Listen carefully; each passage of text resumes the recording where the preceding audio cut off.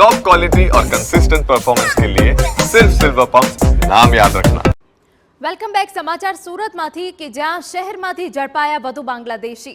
વરાછા સારોલી પૂણામાંથી 49 બાંગ્લાદેશી ઝડપાઈ ગયા। વરાછામાં 7, પૂણામાં 39 અને સારોલીમાં 3 બાંગ્લાદેશીની તપાસ ચાલી રહી છે।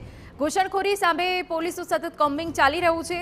બાંગ્લાદેશીઓએ વતનમાં કરેલા ફોન કોલની પણ તપાસ કરાઈ રહી છે। દસ્તાવેજ ચકાસવા માટે વતનમાં કરેલી કોલ ડિટેલની તપાસ થઈ રહી છે। પોલીસે બાંગ્લાદેશીઓને પકડવા સમગ્ર ઓપરેશન હાથ ધર્યું છે। તો સુરતના અલગ અલગ વિસ્તારોમાં કોમ્બિંગની પ્રક્રિયા હજુ પણ યથાવત છે। હજુ પણ બાંગ્લાદેશીઓને ઝડપી પાડવામાં આવ્યા છે। સાથે સાથે દસ્તાવેજ ચકાસવા સાથે વતનમાં કરેલી કોલ ડિટેલની પણ તપાસ થઈ રહી છે। અમારા સંવાદદાતા બળદેવ સુથાર વધુ વિગતે વાત કરવા જોડાયા છે। બળદેવ, પૂરી વિગત।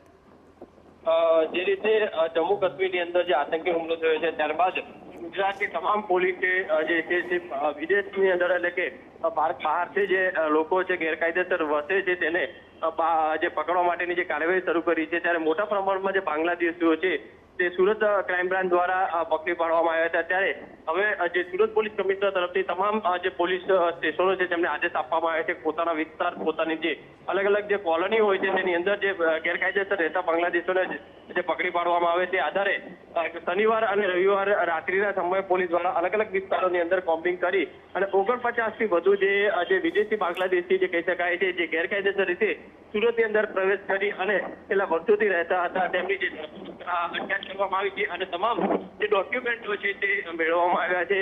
આ ડોક્યુમેન્ટ જે કહી શકાય છે કે ખોટા ડોક્યુમેન્ટ ઉભા બનાવી અને સરકારી જે ડોક્યુમેન્ટો જે બનાવ્યા હોવાની જે વિગતો સામે આવી રહી છે।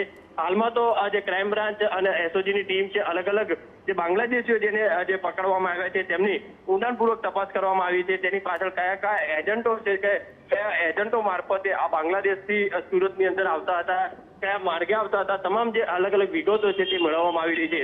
સૌથી મહત્વની વસ્તુ એ છે કે 10 થી 15,000 રૂપિયાના ખર્ચાની અંદર જે બાંગ્લાદેશી છે તે ફેક ડોક્યુમેન્ટ મેળવી અને સુરતની અંદર જે રહેતા હતા। મહત્વની વસ્તુ એ સામે આવી છે ગુજરાતની અંદર સૌથી વધુ બાંગ્લાદેશ સુરત શહેરની અંદર, કારણ કે સરળતાથી રોજગારી સુરત શહેરની અંદર નાની મોટી મળતી હોય છે અને જેના કારણે જે બાંગ્લાદેશી હોય છે તે સૌથી પહેલું શહેર જે પસંદ કરતા હોય છે તે સુરત શહેર છે।